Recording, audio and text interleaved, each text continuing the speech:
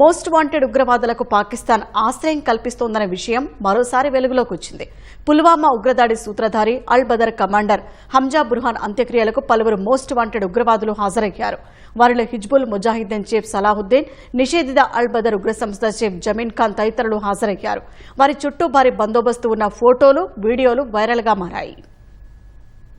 పాకిస్తాన్ ప్రభుత్వం ఉగ్రవాదులకు ఆశ్రయమిస్తుందనే విషయం మరోసారి బట్టబయలైంది. పుల్వామా ఉగ్రదాడి సూత్రధారి, మోస్ట్ వాంటెడ్ టెర్రరిస్ట్, నిషేధిత అల్ బదర్ ఉగ్ర సంస్థ కమాండర్ హంజా బుర్హాన్ ను ఇటీవల గుర్తు తెలియని వ్యక్తులు కాల్చి చంపారు. పాక్ ఆక్రమిత కశ్మీర్లోని ముజఫరాబాద్ లో ఈ ఘటన జరిగింది. డబ్బు పంపకాల విషయమై ఏర్పడిన విభేదాల కారణంగా జరిగిన గ్యాంగ్ వార్ లో హంజా బుర్హాన్ హతమైనట్లు ప్రచారం జరిగింది. శుక్రవారం ఇస్లామాబాద్ లో హంజా అంత్యక్రియలు జరిగాయి. మోస్ట్ వాంటెడ్ ఉగ్రవాదులు పలువురు హాజరయ్యారు. మోస్ట్ వాంటెడ్ ఉగ్రవాదిగా అమెరికా ప్రకటించిన హిజ్బుల్ ముజాహిద్దీన్ చీఫ్ సయ్యద్ సలాహుద్దీన్, అల్ బదర్ చీఫ్ బక్త్ జమీన్ ఖాన్ తదితరులు హంజా అంత్యక్రియల్లో పాల్గొన్న ఫోటోలు, వీడియోలు వైరల్ గా మారాయి. ఆ ఇద్దరికీ భారీ భద్రత ఉన్న విషయం ఫోటోలు, వీడియోల్లో కనిపించింది. ముఖ్యంగా అల్ బదర్ ఉగ్ర సంస్థ చీఫ్ జమీన్ ఖాన్ చుట్టూ ఉన్న భద్రతా వలయం అందరి దృష్టిని ఆకర్షించింది. AK-47లు, ఇతర ఆధునిక ఆయుధాలు ధరించిన ఉగ్రవాదులు జమీన్ ఖాన్ కు రక్షణగా ఉన్నారు.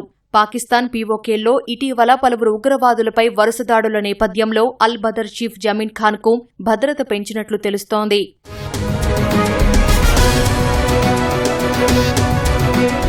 ఇటీవల పాక్ ప్రధాని షెహబాజ్ షరీఫ్ సన్నిహిత సహాయకుడు 26/11 ముంబై దాడుల సూత్రధారి హఫీజ్ సయీద్ కుమారుడు, లష్కర్-ఎ-తోయిబా ఉగ్రవాది హఫీజ్ తల్హా సయీద్ తో కలిసి ఒకే వేదికపై కనిపించారు. గతేడాది నిర్వహించిన ఆపరేషన్ సింధూర్ సందర్భంగా హతమైన ఉగ్రవాదుల అంత్యక్రియల్లో పాకిస్తాన్ సైన్యానికి చెందిన పలువురు ఉన్నతాధికారులు పాల్గొన్నారు.